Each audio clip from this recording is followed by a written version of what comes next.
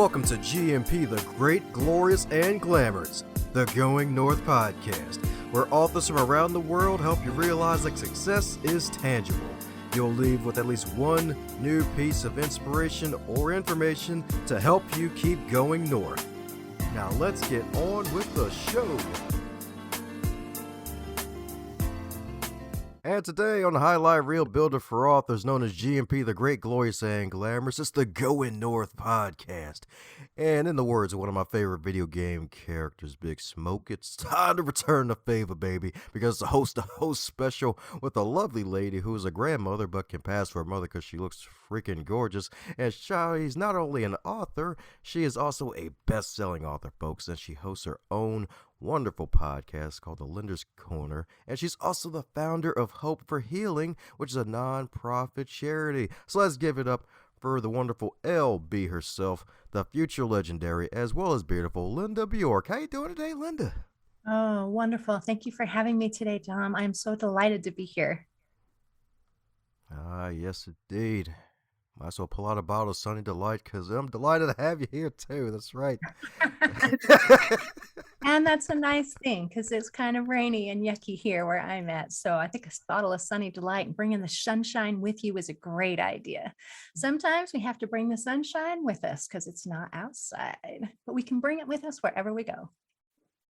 Well, you can say that again, and heck, even the thing about sunshine is the fact that the folks who bring the sunshine they didn't always have sunshine. So mind filling in any cavities I may have missed about you and tell us how you got to where you are, where you're helping bring sunshine to other super special, awesome humans.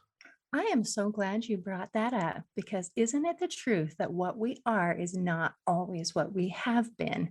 And so my personal story is a story from Broken to Beautiful. So I don't know if you're familiar with the Japanese art form called kintsugi, where they take broken pottery and then they reassemble it using this mixture of lacquer and gold dust, and it creates something that is beautiful and unique, and it's actually stronger than it was before it was broken.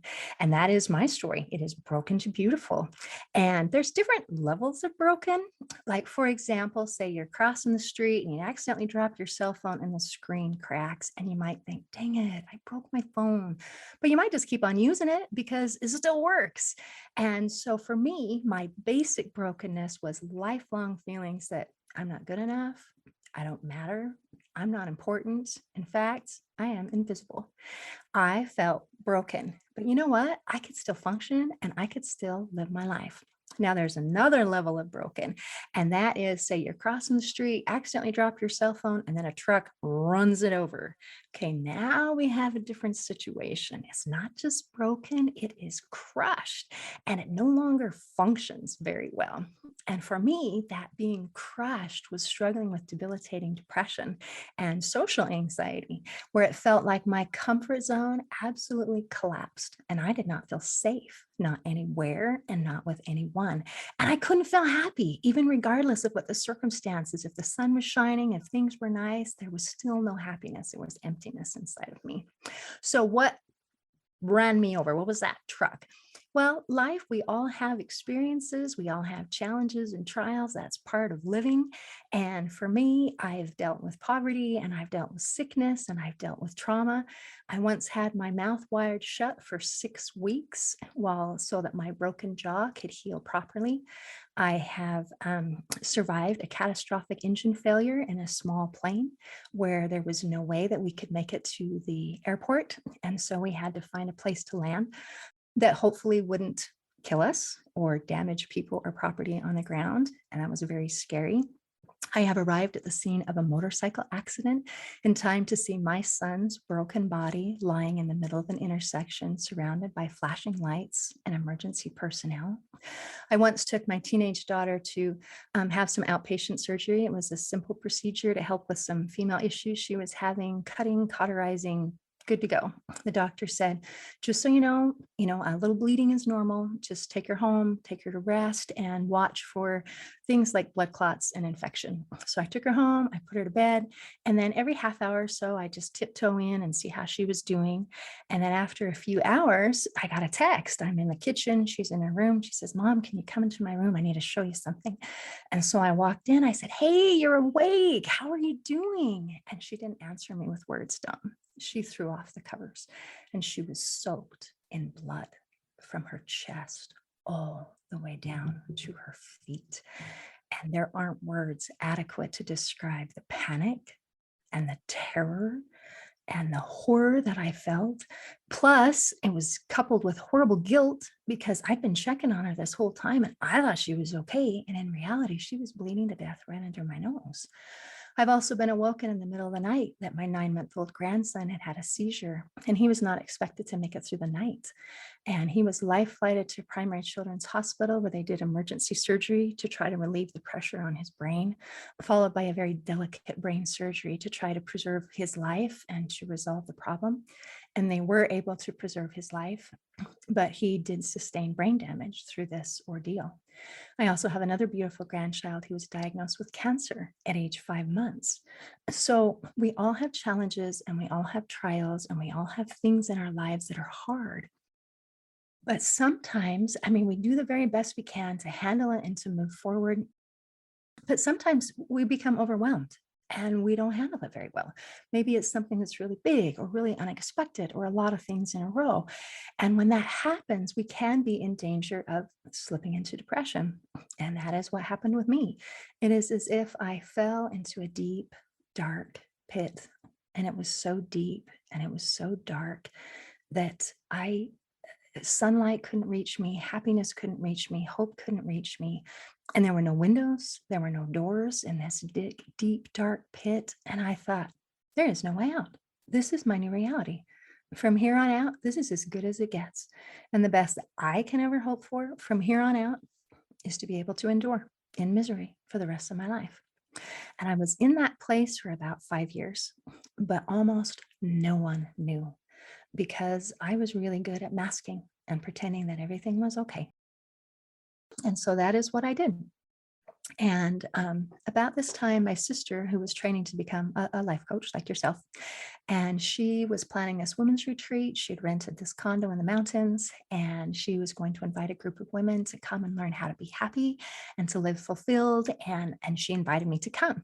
And she had absolutely no idea what I was going through. And when I received her invitation, it made me sick. I thought, there's no way. I can't do this. I can't do it. I can't be around strangers day and night with no means of escape. And I can't, besides, there's really no point in going because there's nothing that she can teach me that's going to help me because I'm stuck. And so I didn't want to go. But the idea wouldn't leave my mind. And so I gathered up my courage and I went.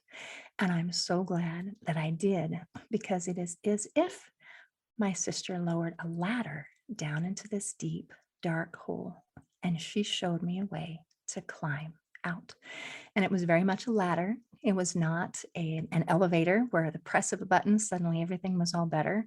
It was hard and it took effort and it took time, but it worked. I have learned that the process of healing is not like flipping on a light switch where it's an instant result. It's more like a sunrise where the changes are gradual and the moment to moment changes might actually be imperceptible, but they do come and it's beautiful and it's glorious. And I also learned that those feelings that I had of feeling broken, of feeling crushed, are actually quite common even among people who might look like they have it all together. And I wrote a book about my experiences. It's called Crushed, A Journey Through Depression. And I have received so many letters from readers who have said, wow, it felt like I was reading my story. It felt like you were in my head. And it helped them feel seen and it helped them feel understood. And it helped them also feel like there was hope that they could heal too. And it's interesting, this is not just people struggling with depression and anxiety. These are all kinds of people dealing with all kinds of different issues, because even though our life experiences are very different, The feelings and the emotions that we have are very similar and relatable. And that is what Crushed is about. I have opened myself up and allowed myself to be vulnerable so that I can pay it forward and help other people, because I want to be someone who offers a ladder to anyone who feels trapped in a dark place.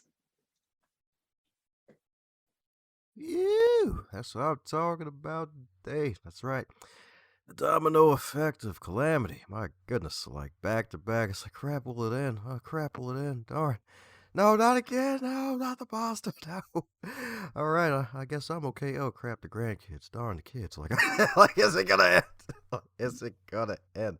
But man, yeah, it definitely is. Because I've heard the story multiple times, and it does have a tingle of pain every time, especially the story of your daughter when, because you're doing the right thing to do as a mom, just checking in on her. But the thing was, it's like you uncover the blanket, and it's like, oh crap, there's a whole pool of blood. It's like, it's like, man, like I Yeah. thought I was doing this right. It's just whole terrifying, and just really just that whole it real when it rains it pours. It definitely poured on your life, and with that whole period, especially of the jaw surgery and not being able to speak for basically, if not, was it 6 months or 6 weeks? 6 weeks. 6 weeks. So my goodness. So did you do a lot of writing during that time since your mouth was sewn together? No, no, I was just seeing what I could do sucking through a straw. So, and I Mm. couldn't, yeah, I couldn't speak. It was pretty frustrating. So that was a challenging time. Feelings of claustrophobia, if that makes any sense, and absolute helplessness because I was weak and I couldn't speak and I couldn't shout. So there was a lot of feelings of helplessness at the time. So yeah, not good. So things happen and things happen that are not good. But you know what? We can get through things that are not good. And that is the whole point of things. It's not that we can expect a life where we don't have any challenges, because that doesn't usually happen.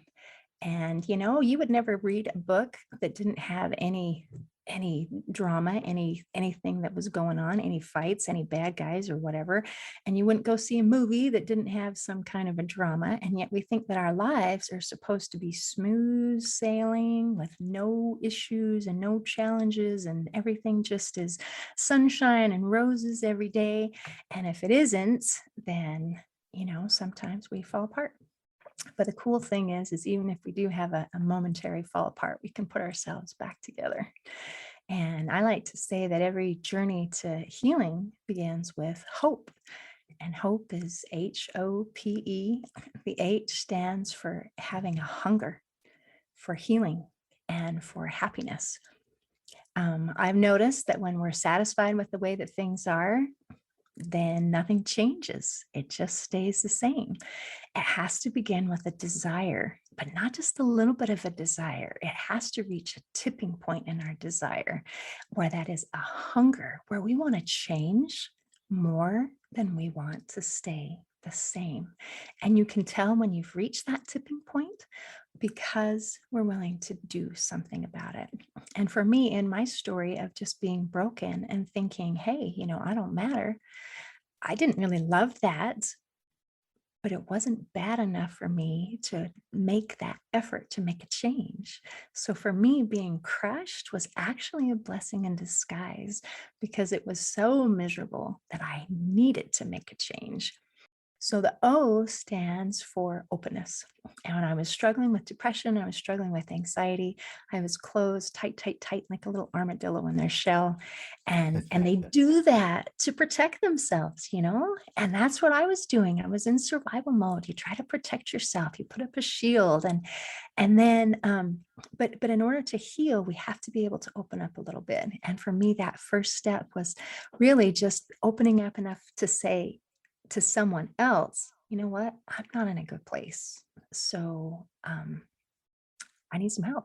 And I had to be open to being able to receive help and open to some new ideas and to some new ways of thinking and maybe to trying new things and open to change and open to healing. So it requires a lot of that, of opening up. The P stands for positive expectancy, and positive expectancy is expecting a positive outcome. And that is absolutely critical for the success of any mental or emotional program or treatment, because we're not going to put the effort in if we don't think that it's going to do any good. And so, that idea of expecting a positive outcome is so important. And the good news is that change is possible and healing is possible. And we have so many examples of people who have been through hard things and have been able to make that turnaround and come into a good place.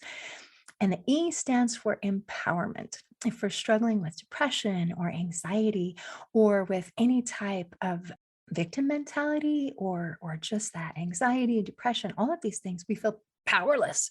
And we have to be able to get our power back.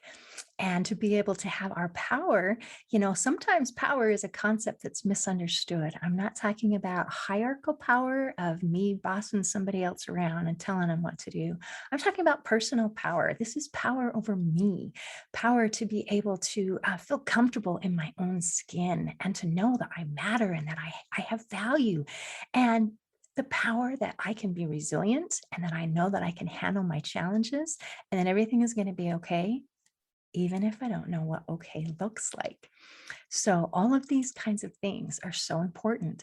And how do we gain that power? It comes from a combination of learning and doing. If you just learn something, I mean, education is important. It's a valuable part, but on its own, if we don't apply it, it's not self-help, it's shelf-help. It doesn't do anything. So when we learn and when we do and apply these new things, we can actually change the physiology of our brains and our bodies so that we can become happy again. Because you're probably very aware that when you're struggling with depression, anxiety, it's not a matter of snapping out of it. It's not a matter of just choosing happy. It's chemical. And so it's super important to know that by taking small and simple action steps, we can actually change the chemistry in our bodies and our minds. And that is so empowering that there's something that we can do about it. And that's why I created the Hope for Healing, this nonprofit, to be able to share tools so that people can learn how to be happy and have better relationships and how to have more confidence. And if you're struggling with depression, anxiety, let's kick that one to the curb. And if we're struggling with, stress, let's learn how to manage it, because there are so many things that we can do to make a great life. Ah, yeah, that's right. Making it a great life with all the R's indeed. Making it great. And I love that HOPE acronym indeed. And funny enough, when you got to the P with the positive expectancy, I'm like, oh, so she's helping folks go to PE class. I freaking love it. So that's what I'm talking about. Yes, if that stands for positive expectancy, then yes, I guess we do need a little more PE in our lives. A little different than the junior high variety of physical education and running around. So, But some folks may be running around. It's like, oh God, no, it's going to get worse. So help folks with if they're going through that time right now. It's like how to build up their positive expectancy muscle. Heck, I guess a simpler way of calling is a faith muscle. I guess. oh, I like that. A faith muscle. Definitely. That's part of it, because faith is about expecting a positive outcome. And that's really where the beauty of faith comes in, is that we feel like God is in control and everything is going to be okay. Again, even if we don't know what okay looks like. So if you're in a rough spot, you're finding yourself in a rough spot, my first two things is, one, you're not alone. You're not the only person who has experienced this. I know when I was in that deep, dark place and it felt so lonely, and it felt like, man, nobody can understand what this is like. Nobody in the whole world has ever felt this way. Well, that's definitely not the case. There are lots of people who feel that way. So the first thing is, you're not alone. And the second thing is that there is hope. There is hope for healing. And we get to have that experience, maybe vicariously, by watching someone else go through it and come out positive, and then realize, hey, they did it and I can do it too. And so working through those steps is super important. And there's so many small and simple things that we can do to help turn things around. Because again, it's not just a matter of snapping out of it. It's not just a matter of choosing happy. It is about changing the chemistry in our body and our minds. And it's so beautiful because MRI scans show that we can make significant, measurable changes in brain chemistry and function through the things that we do, through the things that we think and the things that we say. We can make a difference and change in our body. So, one of the things that we can do to help make this chemical change is through gratitude. And gratitude is a simple thing that we can apply. The idea is gratitude. The doing it would be maybe writing 3 things that you're grateful for every day. There was a study that was done by people who were struggling with severe depression and anxiety. And they asked them, they said, we just want you to write 3 things you're grateful for every day. That's it. That's the only change. And then after 15 days, they checked to see what kind of results, if any, would come from doing this small and simple procedure. And they found that 94% of the participants had noticed an improvement. They had gone from severely depressed to either moderately or mildly depressed. It did not solve all of their problems, but it began changing the chemistry in our brains. And part of the thing that they notice when we're practicing gratitude is that it improves the neuroplasticity of the brain, which helps when our brain is healing. It also helps us to be able to adapt and to be resilient and to be able to handle the changes that come.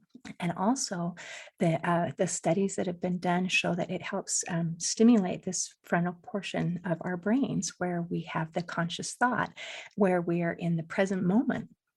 And so all of these kinds of things can help pull us into a positive place where we're not just reacting, but we can consciously choose and act. And it can do all these amazing things. And it's so interesting because it's such a small and simple thing that you might think, yeah, gratitude journals and writing 3 things you're thankful for. I mean, that's nice for those like a little happy smiley people who like to do that sort of thing. But it's not like for real people who have real problems. But the research says that it is. This is something that can literally change the chemistry in our brains, which is so amazing. And that's just one of so many, many tools. Another thing that we can do if we're finding that we're not in a good place is listening to music, positive music. There's so much research out there that shows that our brains actually synchronize somewhat to the beat of the music. And we can use this in lots of different ways. If we're feeling overwhelmed, we can listen to calming music and help us be able to think better. Or if we're just, lethargic and we're struggling and there's no energy and we just don't want to, we're not motivated, we don't want to do anything, then listening to positive, upbeat music can literally help jumpstart our brains and get us started and help our bodies get moving. This is why people make playlists for their jogging because it actually makes a difference. And it's so cool. And if you really want to bump up the power, it's not just listening, it's about singing along or dancing. And singing has been shown to do so many incredible things to help us, to put us in a good place. Another research a study showed a group of people, they took a control group and then they took another group, and these both groups were struggling with depression and anxiety. And the control group, they said, just keep doing what you're doing. And the other group, they said, all we want you to do is to sing a song every day. Just sing. And then after 30 days, they checked with the groups and they found that the control group, they were where they were 30 days ago.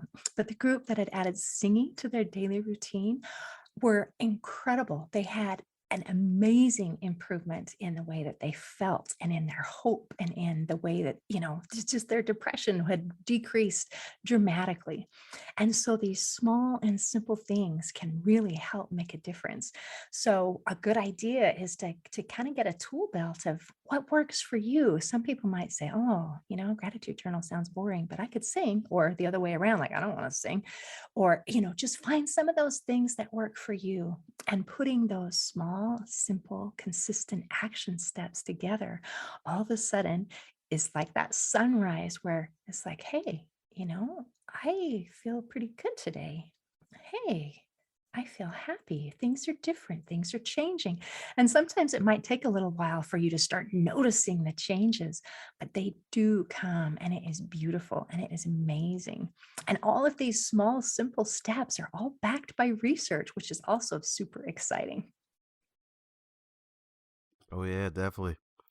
That's right, especially for those who are platinum 50-time Grammy Award winning singers in the showers. I'm telling you, it's definitely for those especially. It's like, hey, if you don't feel like singing a song in public, it's like sing in the shower, sing when there's nobody around, or dance like nobody's watching. Indeed, and always being Exactly. grateful. Definitely right there. So, since this is far from your first rodeo on the guest side of the game on these podcasts, is there a question that you wish you'd be asked more often? A question I wish I were asked more often. Ooh, boy, that's a good one. You know, I don't know if I have a particular question. I don't, is there something that you want to know? I guess I'd like to just introduce myself. I am a woman of faith. I am an advocate for hope and healing. I am a compassionate humanitarian. I am a gentle and powerful influence for good. And I am a servant leader. And this is who I am. And I think that learning who we are is an important part of our progression, our healing. How can we be authentic if we don't know who we are?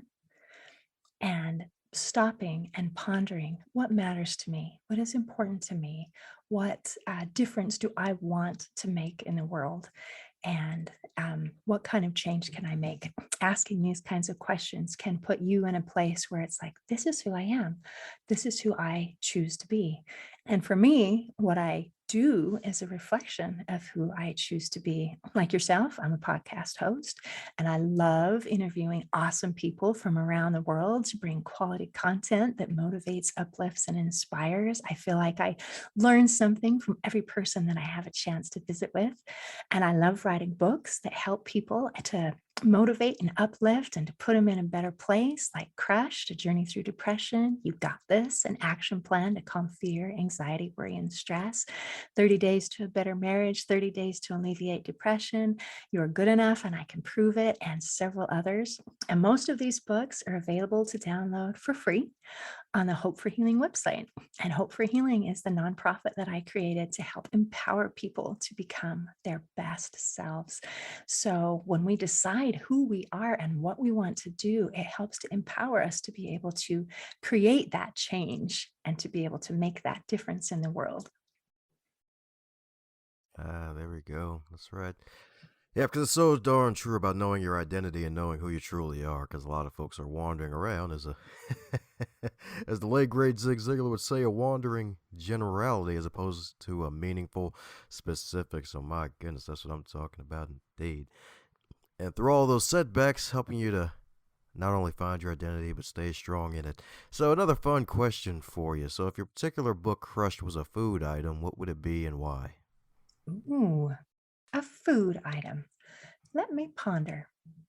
If it were a food item, something that's crushed and then comes back.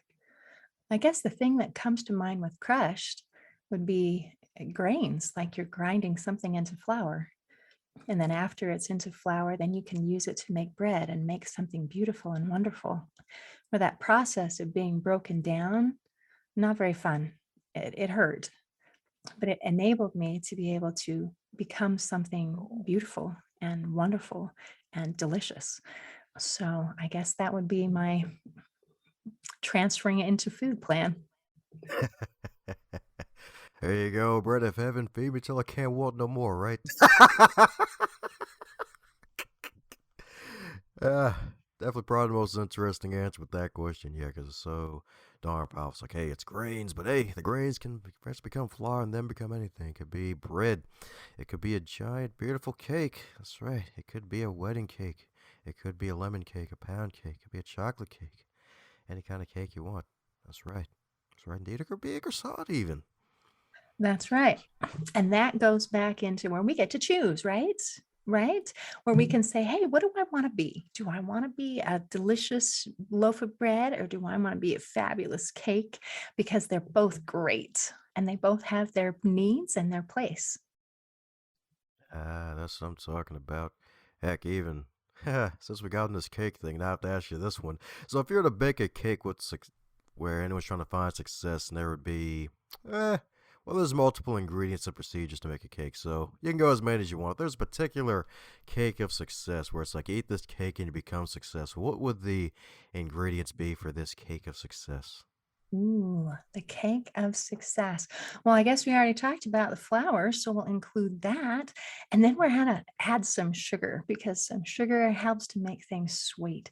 And part of that sugar may be in that gratitude journal or looking at our successes by writing down what things have we accomplished? What have we done? What things, good things have we done? And look at the sweetness that we have helped create for other people.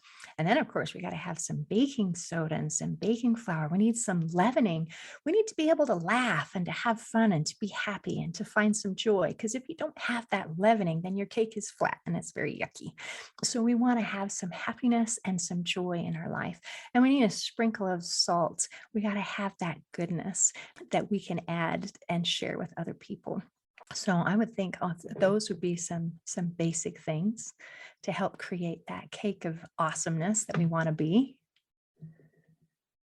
Loved indeed. So, joy, gratitude, and laughter. That's what I'm talking about. That's right indeed. That's right indeed. That's right. And don't forget some wonderful letters of hope on top of the cake, indeed. Get that positive expectancy and that empowerment. That's right indeed. That's right indeed. That's right indeed. So if y'all ain't been getting some gems from this episode, something wrong, because I'm gonna be taking a bunch of notes from this one, because this one is freaking fabulous. I'm telling you, that's right. She's a walking book of Proverbs, metaphorically speaking, y'all. I'm telling you, she's got all these gems of wisdom, baby. That's what I'm talking about. So, well, actually, before that question, since you're a fellow podcast host, gotta ask you some obligatory podcast questions. Since you got this wonderful Linda's Corner here, so far so good. Dozens of episodes and more to come. So, what's probably been the three major things that you've gained thus far from starting and growing your podcast? Oh, what a lovely question. So I learn something from every single person that I visit with, which absolutely delights me. And sometimes those little gems of wisdom come from places that I'm not expecting. One guest was just starting up his business, and we were talking about his business, which actually working with podcasters to be able to create an app to help them connect with their listeners. And as he was talking, he said, this is one of my first podcasts as a guest. And he said, I'm not going to worry about how I sound. I am not going to worry about if I'm doing a good job or not. He said, what I'm doing right now, he says, I'm doing reps. And every time I do a rep, I'm going to get a little stronger and I'm going to get a little bit better. And as he spoke, I thought, I was not expecting that gem of wisdom from you. It was so beautiful. And I've learned amazing things from different people's stories and their challenges and the things that they have been able to overcome. One guest that I interviewed who was overcoming childhood abuse and was very, very severe. And he talked about that process of healing and of learning how to like himself because he didn't like himself. And he thought the answer would be money. If I have money, then I'll like myself. And so he worked really hard to get money, and that didn't work. And he learned that the real answer was learning how to be kind to himself. And he talked about this process of grabbing a pen, grabbing a piece of paper, and writing, I am the kind of person who is kind to myself, and repeating it 100 times a day. And then starting with that kindness. And then after kindness, then you can grow into that self-love and that self-appreciation. And I thought that that was so fascinating that here he was trying to overcome a lifetime of cruelty from other people. And the first step to healing is overcoming the cruelty that we subject ourselves to and learning how to be kind. I've also learned some amazing things from people talking about physical fitness and putting their bodies and minds in a good place and how everything is interconnected. So many wonderful, beautiful stories. And I love my going north is an awesome thing where we're trying to be better and do wonderful things. And that's how mine is, where it's kind of broad, where it's not just a narrow focus, but anything that helps us to be be be a better person for listening, and also being a better person for applying those nuggets of wisdom. Because I believe real change comes from learning and doing. So when we can take those action steps and create just one little thing that I wasn't doing yesterday, what one thing am I doing today that's going to help me be a happier, better, more fulfilled person? And like you've talked about before, it's not a huge change, it's that 1%. We're working on making a 1% improvement. And as we look at these small and simple things, then we feel like, "Oh, I can do that. I can do 1%. I can do one little thing." And then as we do and grow and change, then all of a sudden everything is okay. And we're happy and we're joyful and we're fulfilled. And it's beautiful. Ah, beautiful indeed. Beautiful like the gem she's been dropping, baby. I'm telling you. That's right. You walk into a jewelry store of knowledge, you've walked right into this episode, yo. I'm telling you. That's right. That's right. Getting that 1% better. That's right. Treating yourself with more kindness. That's right. Because money's fabulous and all, but hey, you ain't going to love yourself with a whole bunch of money. In fact, if you hate yourself, you're going to hate yourself even quicker and more devastatingly with money. that's, Yeah. that's the dark That, side of it. that was his experience as well. He thought it would solve all his problems, and it actually made it worse. And he was so confused because all the world says money solves everything.